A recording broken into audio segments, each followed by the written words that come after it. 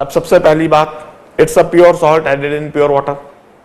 The problem involve the concept of hydrolysis, salt hydrolysis. अब sodium acetate, यह जो salt है, हम एकदम से देखते हैं कि सोडियम एसिटेट में NaOH स्ट्रॉन्ग बेस से आया हुआ सोडियम आयन है और CH3COH weak acid, acetic acid से आया हुआ एसिटेट आयन है. तो सबसे पहले मैं लॉजिक लगा देता हूं, स्ट्रॉन्ग बेस वीक एसिड का सॉल्ट है, यह सॉल्यूशन बेसिक नेचर का होगा, इसका pH ग्रेटर देन 7 होगा. कितना होगा उसे निकालना है. KH की वैल्यू मैं अच्छी तरह से जानता हूं, KW/KA. मैंने यह एक्सप्रेशन मेमोराइज कर रखा है, रट रखा है, और मैं इसे अप्लाई कर देता हूं. KW की जगह 10 to the power -14, KA की जगह 1.8 into 10 to the power -5. This is the value of hydrolysis constant. मैं अभी ऐसा कैसा ही तो लिखूंगा, 1/1.8 into 10 to the power -9 it seems.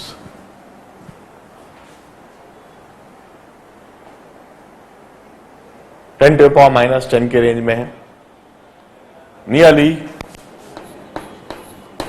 5.55 into 10 to the power -10. This is the value of hydrolysis constant.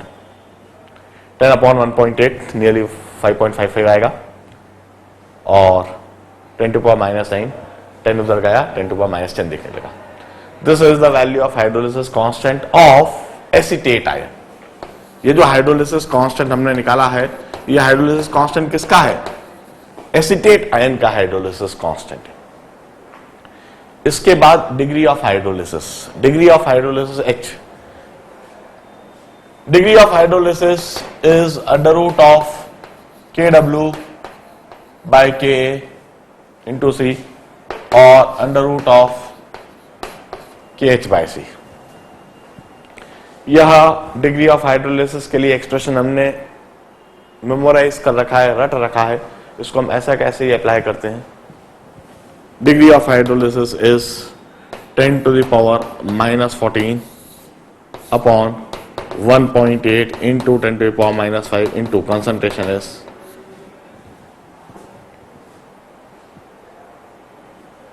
0.1. This is the value of degree of hydrolysis. We need to calculate it. 10 to the power -6, 10 to the power -8. It's under root of 1/1.8 into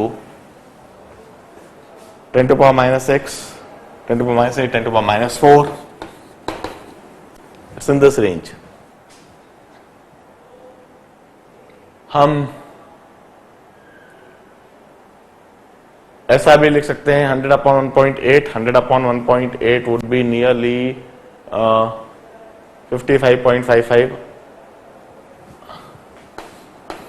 under root of 55.55 into 10 to the power -3. It's nearly 7 into 10 to the power -3 or 0.7%. Nearly, roughly. Exactly, you can always calculate. 0.7% के आसपास यह degree of hydrolysis की value आती है. Now hydroxyl ion concentration, hydroxyl ion concentration और POH, इसके लिए हम under root of KH into C और under root of KW/KA into C, और hydroxyl ion concentration is under root of 10 to the power -14 upon 1.8 into 10 to the power -5 into 0.1.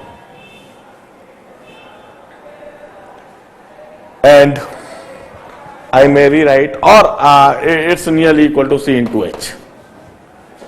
H मैंने निकाल रखा है into concentration, that would be roughly रफली लिखूंगा मैं 7 into 10 to the power minus 4.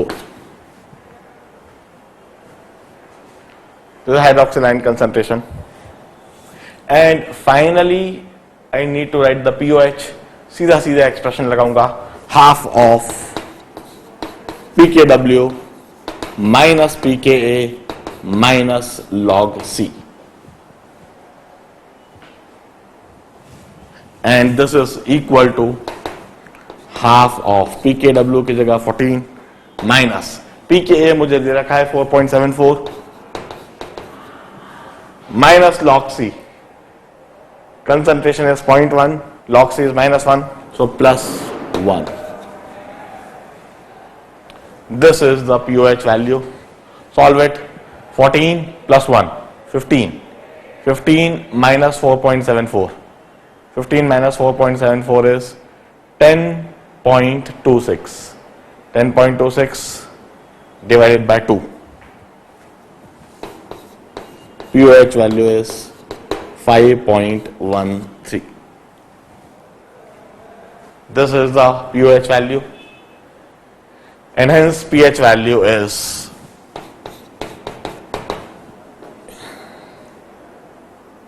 14 minus 5.13. 14 minus 5 is 8.87. This is the pH value of the solution. This pH value comes out to be greater than 7, which suggests us that it's a basic solution. It would taste bitter, and this is the way we use to analyze such type of salt. This is an illustrative problem.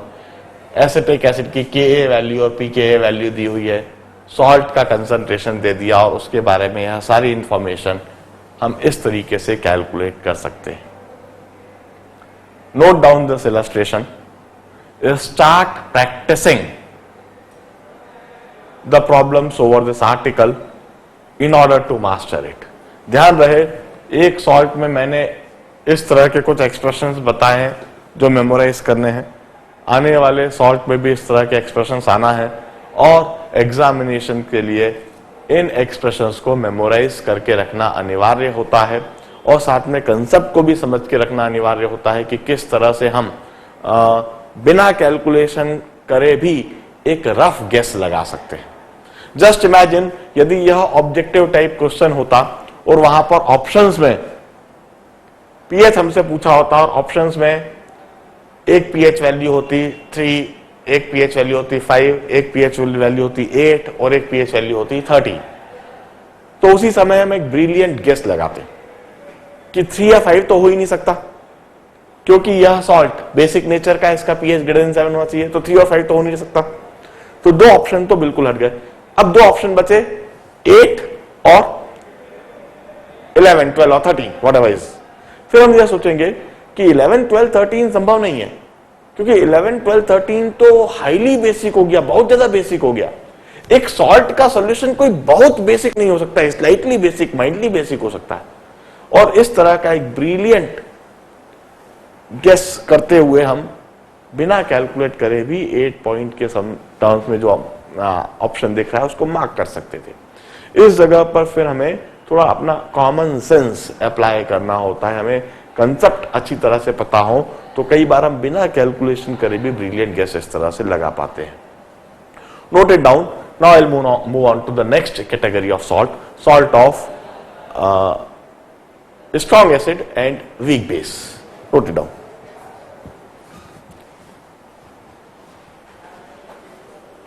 Now, let's move on to the next category of salt. Salt of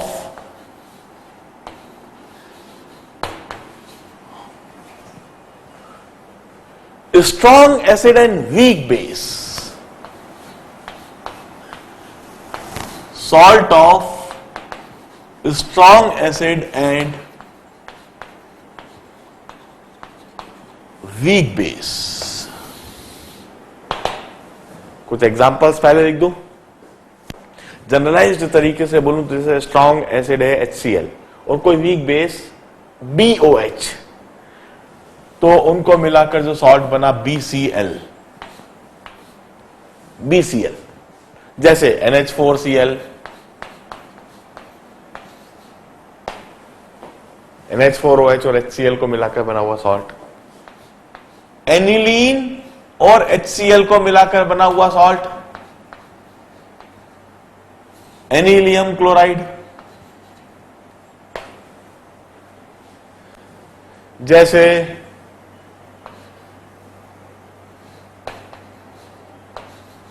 AgCl, such are the salt.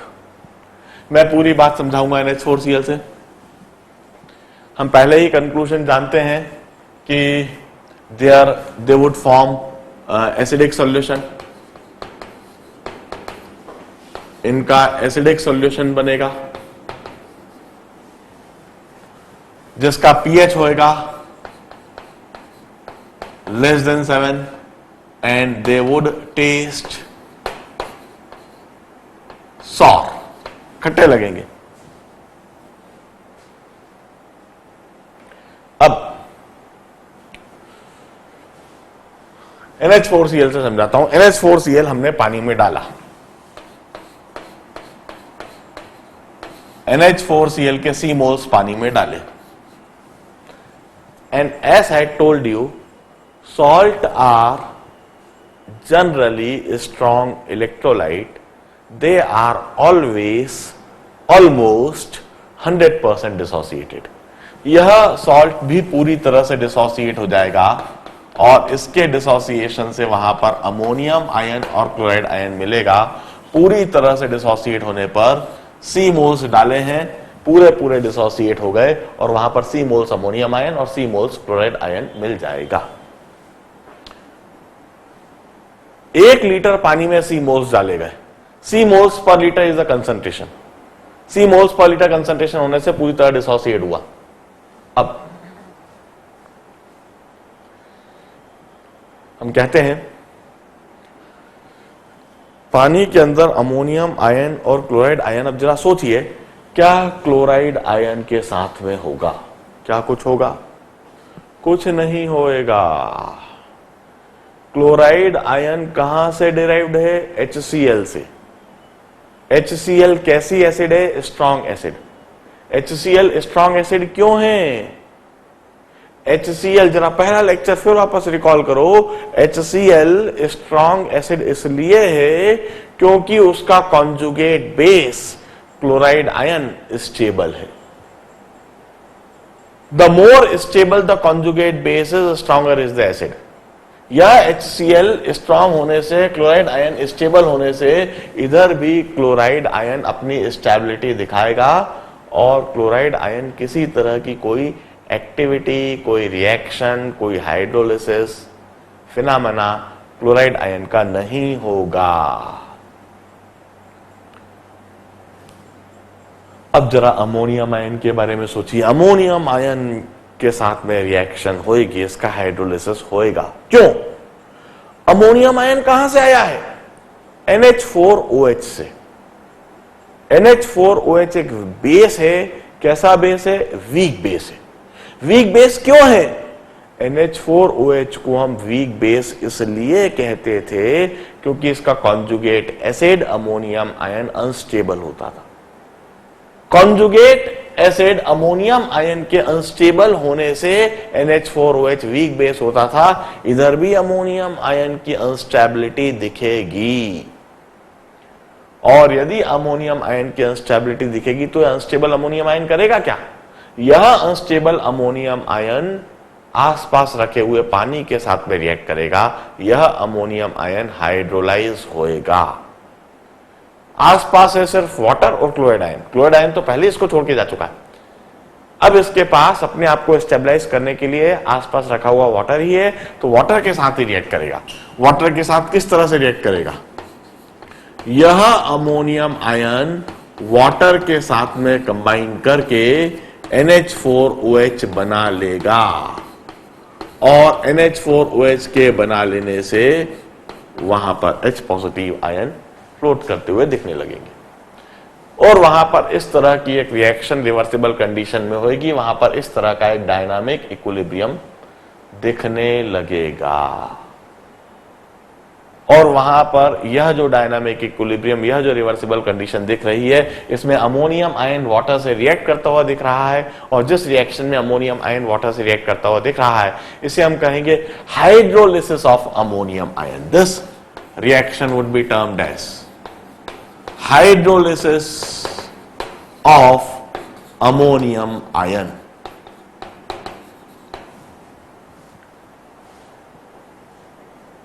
अब since it's a reversible reaction at dynamic equilibrium condition, we can always define an equilibrium constant for this reaction, और उस equilibrium constant को हम कहेंगे hydrolysis constant. मैं इसी समय वहां हाइड्रोलिसिस कांस्टेंट की डेफिनेशन लिखता हूं. हाइड्रोलिसिस कांस्टेंट उसको मैं डिनोट करूंगा KH से. NH4OH into H positive upon ammonium ion. Water इसका एक्टिव मास कांस्टेंट है, और उसको हाइड्रोलिसिस कांस्टेंट के साथ में ही क्लब कर दिया गया. This KH is termed as hydrolysis constant of ammonium ion.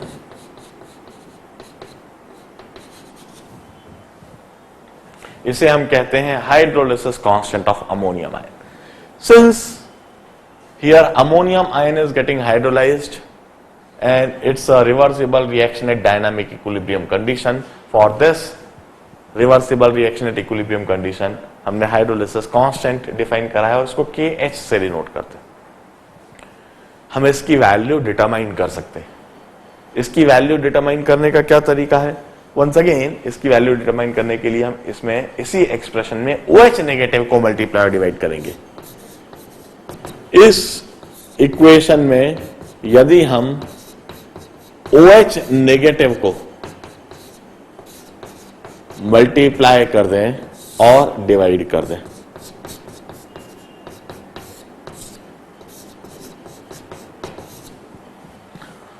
तो हमें हाइड्रोलिसिस कांस्टेंट की एक सिंप्लीफाइड एक्सप्रेशन दिखने लगेगा. H positive into OH negative. यह न्यूमरेटर में दिख रहा है, यह KW लिखा जा सकता है, और डिनोमिनेटर में देखिए ammonium ion into hydroxyl ion upon NH4OH.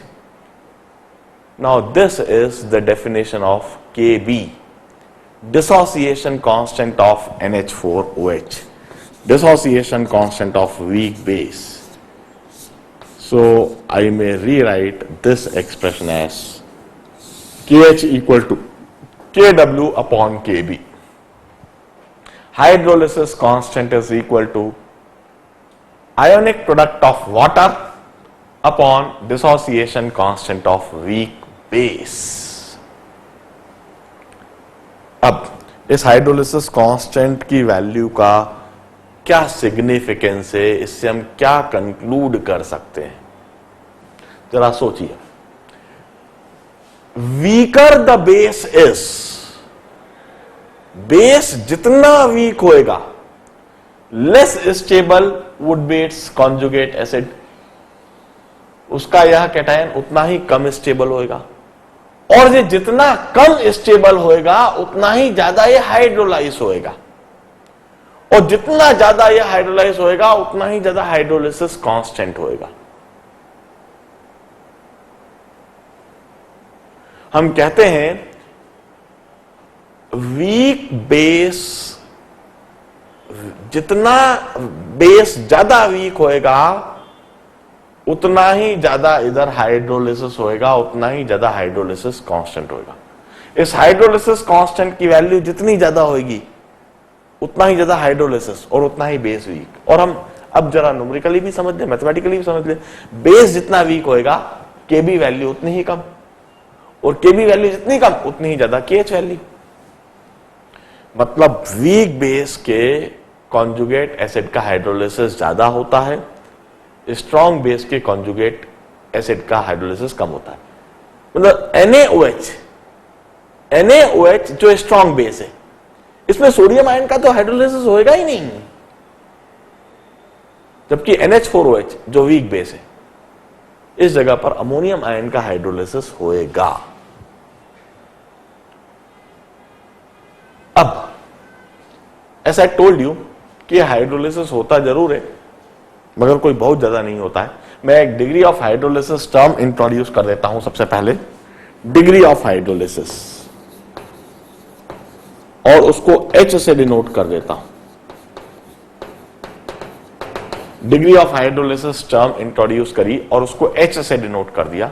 It means the moles hydrolysed out of every one mole, हर एक मोल में से जितने मोल्स हाइड्रोलाइज होंगे, that is degree of hydrolysis H।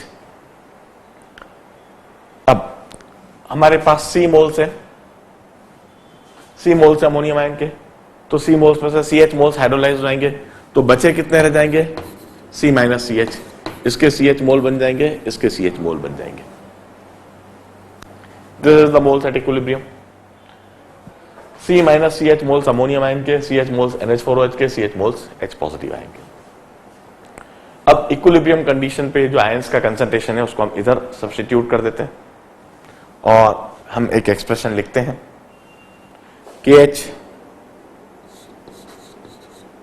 Is equal to NH4OH का concentration CH है, H positive का concentration CH है, और अमोनियम आयन का कंसंट्रेशन है C into 1 minus H। C और C कैंसिल हो जाएगा और यह एक्सप्रेशन दिखने लगेगा H square C upon 1 minus H। इस तरह से हाइड्रोलिसिस कांस्टेंट के लिए यह एक जनरलाइज्ड एक्सप्रेशन है जो हमेशा अप्लाई करा जा सकता है। बट वंस अगेन हम इधर बताएं कि ये जो हाइड्रोलिसिस फिनोमेना है ये कोई बहुत ज्यादा नहीं होता है। जो डिग्री ऑफ हाइड्रोलिसिस है इसकी वैल्यू कोई बहुत ज्यादा नहीं होती है, यह 1 या 2% के रेंज में ही होती है। मैं इस बात को इधर लिखता हूं, generally H is very very small as compared to 1 minus H is nearly equal to 1। तो मैं इधर लिख देता हूं कि H is nearly equal to H square C। Generally ऐसा होता है। यह हाइड्रोलिसिस फिनोमेना 1 या 2% के रेंज में ही होता है और इधर से हम लिख सकते हैं that this degree of hydrolysis is nearly equal to under root of KH upon C, or it's nearly equal to under root of KW upon KA into C। This is the range of degree of hydrolysis। generally यह degree of hydrolysis होता है। जिन जिन चीजों को, जिन जिन expressions को मैं box में रख रहा हूं, इन्हें हमें मेमोराइज करना होता है, इन्हें रट के रखना होता है। एग्जामिनेशन में न्यूमेरिकल प्रॉब्लम्स आने पर ये एकदम से दिमाग में स्ट्राइक होने चाहिए और एकदम से इनको अप्लाई करना आना चाहिए। अब H positive ion concentration in the solution. यह सॉल्यूशन आप देखिए, सॉल्यूशन के अंदर H पॉजिटिव आयन फ्लोट करने लगे हैं और इन H पॉजिटिव आयन के फ्लोट करने की वजह से यह सॉल्यूशन एसिडिक हो जाएगा, यह खट्टा टेस्ट करेगा और इन H पॉजिटिव आयन का कंसंट्रेशन हमें डिटरमाइन करना है। एक्सप्रेशन सामने साफ साफ दिख रहा है। यह H पॉजिटिव आयन कंसंट्रेशन जो कि CH है, C ऐसा कैसे ही H की जगह में लिखता हूं KH upon C, it's nearly equal to under root of KH by C, or this H positive ion concentration is under root of KW by KB into C। मुझे इस जगह पर करेक्शन करना है, KW by KB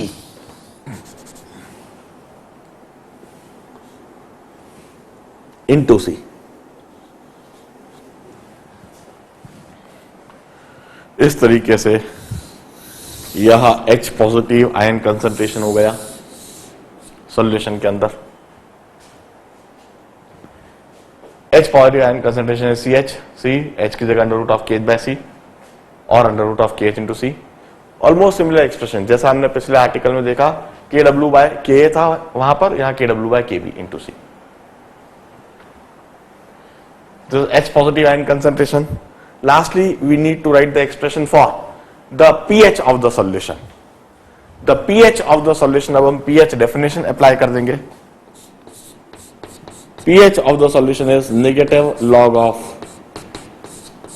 H positive ion concentration or negative log of under root of Kw by Kb into C। H positive ion concentration की value रख दी जो हमने ऊपर लिख रखी है।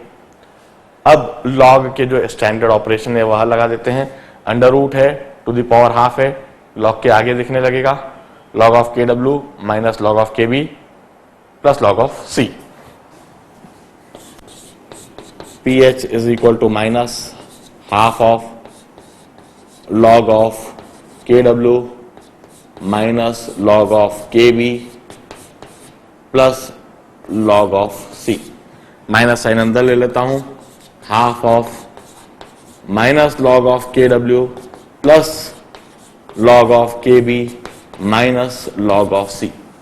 और इस तरह से मुझको बिल्कुल सिंप्लीफाइड एक्सप्रेशन दिखने लगता है। P H equal to half of p K W minus p K B minus log of C. This is the pH expression for this solution. इसको भी मैंने रेक्टेंगुलर बॉक्स में रख दिया है, इसका मतलब इसे भी रखना अनिवार्य है। It's compulsory, it's mandatory to make them up. यदि एग्जामिनेशन में प्रॉब्लम आता है तो एकदम से हमें याद आए और हम एकदम से एक्सप्रेशन को अप्लाई करें। We must plug in the values, calculate, get the answer and immediately mark the correct answer. बड़े ध्यान से देखें, salt of strong acid weak base बिल्कुल वैसा ही है जैसा salt of weak acid strong base था। जहां Ka था वहां Kb हो गया, जहां OH नेगेटिव था वहां H पॉजिटिव हो गया, जहां POH निकाला था वहां pH निकाला। आप देखिए यह सॉल्यूशन का जब हम पीएच की वैल्यू सॉल्व करेंगे तो एसिडिक सॉल्यूशन है, ऑटोमेटिकली सॉल्व करने पर पीएच वैल्यू लेस देन 7 आएगी। यह सॉल्यूशन खट्टा टेस्ट करेगा। पानी के अंदर यदि आपने प्योर NH4Cl डाला है तो एसिडिक सॉल्यूशन बनेगा, खट्टा सॉल्यूशन बनेगा। बड़े ध्यान से देखिए, नोट डाउन कीजिए और फिर हम अगला सॉल्ट समझते हैं, salt of weak acid weak base. पहले इसे देख लीजिए।